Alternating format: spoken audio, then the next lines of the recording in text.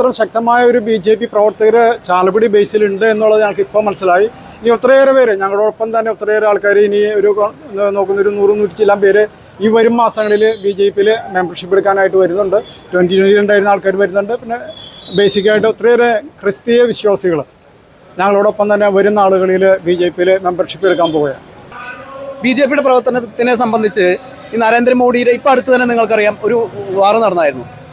വളരെ ചെറിയ സമയം കൊണ്ട് ആ യുദ്ധം തുടങ്ങിയത് അവസാനിപ്പിക്കാൻ സാധിച്ചു. ഇന്ത്യക്ക് എന്തെങ്കിലും അതുകൾ സംഭവിച്ചോ? ഒരു നഷ്ടങ്ങളും വലിയ ഇതായിട്ട് സംഭവിച്ചെന്ന് പറയാനില്ല. കാരണം അത്രത്തോളം ഇന്ത്യ വളർന്നു. ഈ ആഗോള തലത്തിൽ ആഗോള രാജ്യങ്ങളുടെ മുന്നിൽ ഇന്ത്യയുടെ പ്രസക്തി കൂടിയിട്ടേ ഉള്ളൂ. അതേപോലെ തന്നെ ഓരോ സ്റ്റേറ്റുകളും പുതിയ പുതിയ സ്റ്റേറ്റുകൾ പിടിച്ചുകൊണ്ടിരിക്കുന്നു. കാരണം തീർച്ചയായിട്ടും അതിൽ സത്യസന്ധമായിട്ടുള്ളൊരു ഭരണം തന്നെയാണ് അതിൻ്റെ കാരണം. ഇപ്പം ഞാനൊരു പ്രവാസിയാണെന്ന് പറഞ്ഞു. പ്രവാസി എന്ന് പറഞ്ഞാൽ പണ്ട് പല രാജ്യങ്ങളിലും ഇന്ത്യക്കാർ പിന്നെ വലിയ മതിപ്പൊന്നും ഇല്ലായിരുന്നു. പക്ഷെ ആ സ്ഥാനത്ത് ഇന്ന് ഇന്ത്യൻസ് എന്ന് പറയുമ്പോൾ തീർച്ചയായിട്ടും അത് നരേന്ദ്രമോദിയുടെ മികവ് തന്നെയാണ് എന്ന് ഞാൻ വിശ്വസിക്കുന്നു. നമസ്കാരം.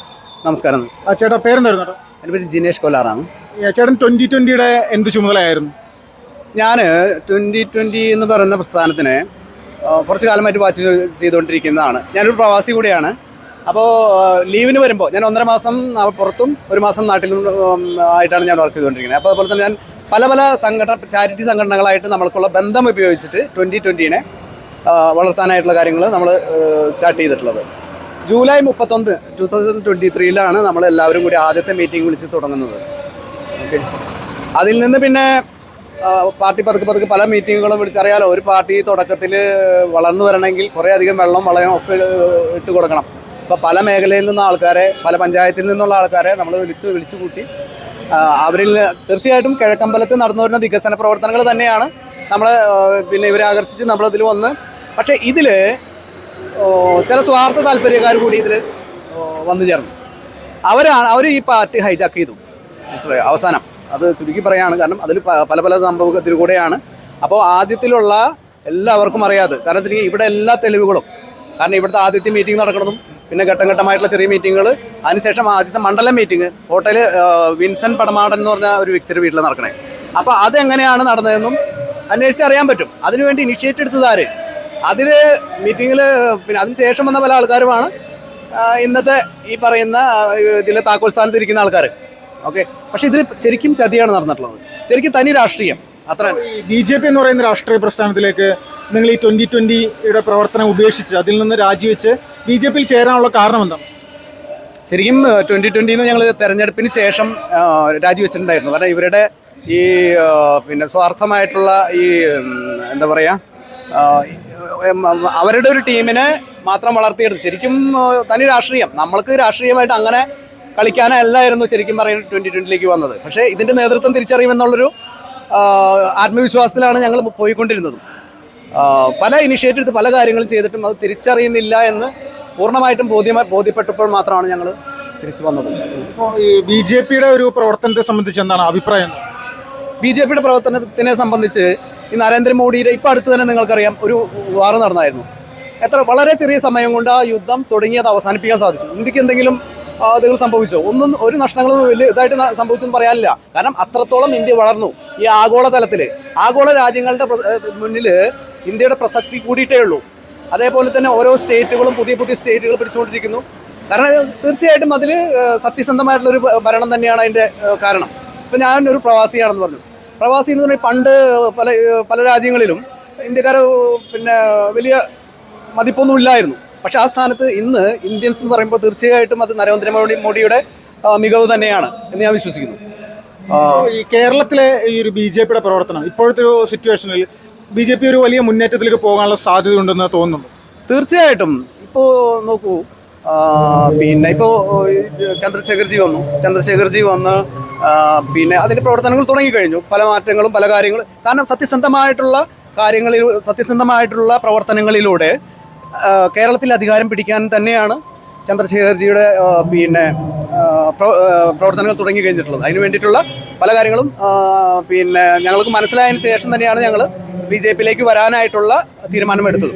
ഇപ്പോൾ നിലവിൽ എത്ര ആളുകൾ, അല്ലെങ്കിൽ താങ്കൾ ഈ ഒരു 2020 കൊണ്ടുവന്ന ആളുകളെല്ലാവരും BJPയിൽ അംഗത്വം സ്വീകരിച്ചു ഇപ്പോൾ നിലവിലെ സാഹചര്യം? ഇല്ല. ഞങ്ങളന്ന് 200ഓളം പേര്, അതായത് ഒരു 50ഓളം പ്രവർത്തകരും ഒരു പിന്നെ 200ഓളം മറ്റ് പ്രവർത്തകരല്ല അനുഭാവികളുമാണ്. BJP-യിലേക്ക് തന്നെ വരുമോ? തീർച്ചയായിട്ടും അതിൽ BJP-യിൽ തന്നെ. കാരണം അവർ ഇത് എന്താണെന്ന് വെച്ചാൽ ചില തെറ്റിദ്ധാരണകൾ BJP-യെ കുറിച്ചുണ്ടായിരുന്നു ജനങ്ങൾക്ക്. അതായത് BJP RSS-മായി ചേർന്ന് വളരെ അതായത് ക്രിസ്ത്യൻ വിഭാഗങ്ങളെയും മുസ്ലിം വിഭാഗങ്ങളെയും ഇതിനോട് അകറ്റുന്നതിന് വേണ്ടി പല തെറ്റിദ്ധാരണകൾ പരത്തുന്നതിന് വേണ്ടിയിട്ട് കുപ്രചരണങ്ങൾ പല സ്വാർത്ഥ ശക്തികളും നടത്തിയിട്ടുണ്ടായിരുന്നു. അതിൻ്റെ ഭാഗമായിട്ടായിരുന്നു. പക്ഷേ ഇന്ന് ജനങ്ങളെല്ലാം തിരിച്ചറിയാൻ തുടങ്ങി. കാരണം ഇതൊന്നും അധികകാലം മറച്ചു വയ്ക്കാൻ സാധിക്കില്ലല്ലോ. ഇത് അധികകാലം മറച്ചു വയ്ക്കാൻ ഇന്ത്യയുടെ തന്നെ ഈ ആഗോളതലത്തിലുള്ള മികവ് തന്നെ കണ്ടാൽ മതി. ഇപ്പോൾ പ്രധാനമന്ത്രി ഇപ്പോൾ ഓരോ രാജ്യങ്ങളിൽ ചെല്ലുമ്പോൾ അവർ നൽകുന്ന സ്വീകരണം എത്രയോ അവിടുത്തെ ഉന്നത മെഡലുകൾ ഏറ്റവും കൂടുതൽ മെഡലുകൾ ലഭിച്ചത് പ്രധാനമന്ത്രിക്കാണ്. അപ്പം അതേപോലെ തന്നെ അഴിമതിയില്ലാത്ത ഭരണം ഇന്ത്യ കണ്ടത് മോദിജിയുടെ ഭരണകാലത്ത് തന്നെയാണ്. അത് തീർച്ചയായിട്ടും കേരളത്തിൽ എത്തുക തന്നെ ചെയ്യുമെന്നുള്ള 100% ഉറപ്പുള്ളതുകൊണ്ട് തന്നെയാണ് നമ്മൾ BJP-യിലേക്ക് കയറാനുള്ള തീരുമാനം എല്ലാവരും കൂടി എടുത്തത്. ചേട്ടാ നമസ്കാരം. എൻ്റെ പേര് സോയി പാൽശ്ശേരി കുറ്റിക്കാട്. ഇപ്പോൾ ഈ BJP-യിൽ അംഗത്വം സ്വീകരിച്ചിരിക്കുകയാണ്. ജീവിതത്തിൽ ഇങ്ങനെ ഒരു കാര്യം പ്രതീക്ഷിച്ചിരുന്നോ എന്തെങ്കിലും? BJP-യിലേക്ക് വരുമ്പോൾ ഇത്രയ്ക്ക് നമ്മൾ പ്രതീക്ഷിച്ചിരുന്നില്ല. പക്ഷേ ചാലക്കുടിയിൽ ഒരു BJP-യെ സംബന്ധിച്ചോളം വലിയൊരു കെട്ടുറപ്പ് ഉണ്ട് എന്നുള്ളത് ഞങ്ങൾക്ക് ഇപ്പോഴാണ് മനസ്സിലായത്. മുമ്പ് നമ്മൾ പല സ്ഥലങ്ങളിലും ഇങ്ങനെയുള്ള പ്രവർത്തനങ്ങൾ കാര്യമായിട്ട് നടക്കുന്നില്ല. അതുകൊണ്ട് ഈ ഇത്രമാത്രം ശക്തമായ ഒരു BJP പ്രവർത്തകർ ചാലക്കുടി ബേസിലുണ്ട് എന്നുള്ളത് ഞങ്ങൾക്ക് ഇപ്പോൾ മനസ്സിലായി.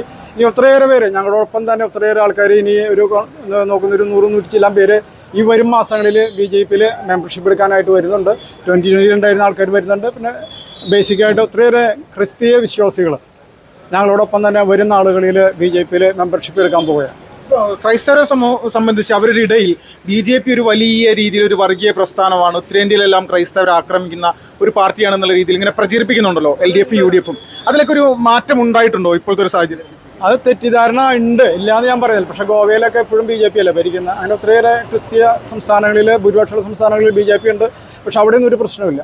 പ്രശ്നം ഉണ്ടാക്കുന്നത് വർഗീയവാദികൾ എന്ന് പറയുന്ന പല മതങ്ങളും ഇന്ത്യയിലുണ്ടല്ലോ. പക്ഷെ അവരുമായി ബന്ധപ്പെട്ടുണ്ടാകുന്ന ചില പ്രതിസന്ധികളാണ് കേരളത്തിലും ഉണ്ടായിരുന്നത്.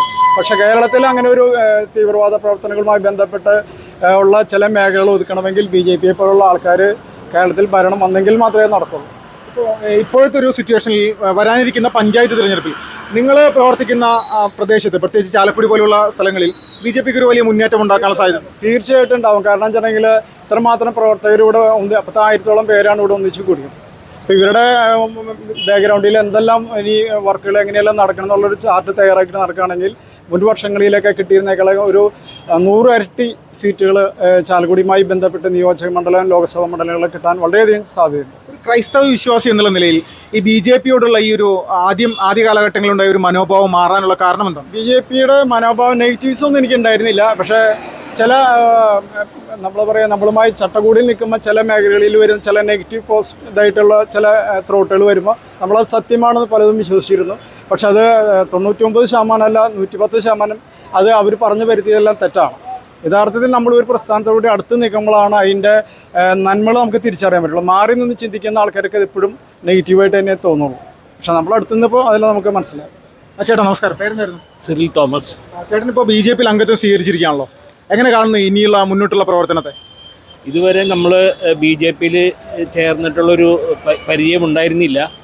ഇപ്പോൾ BJP-യിൽ ചേർന്ന് കഴിഞ്ഞപ്പോൾ നമുക്ക് കുറേ കാര്യങ്ങൾ ചെയ്യാൻ പറ്റും നമുക്കൊരു തോന്നൽ വന്നിട്ടുണ്ട്. കാരണം BJP-യുടെ ഇപ്പോഴത്തെ സെറ്റപ്പ് എന്ന് പറഞ്ഞു കഴിഞ്ഞാൽ വളരെ പുരോഗമന ചിന്താഗതിയിലാണ് അവർ ചിന്തിക്കുന്നത്. അപ്പോൾ അതുകൊണ്ട് നമ്മൾ വിചാരിക്കുന്നത് നല്ലൊരു പവർഫുള്ളായിട്ടൊരു രാഷ്ട്രീയ പ്രവർത്തനം ചെയ്യാൻ പറ്റുന്നതായിരിക്കും.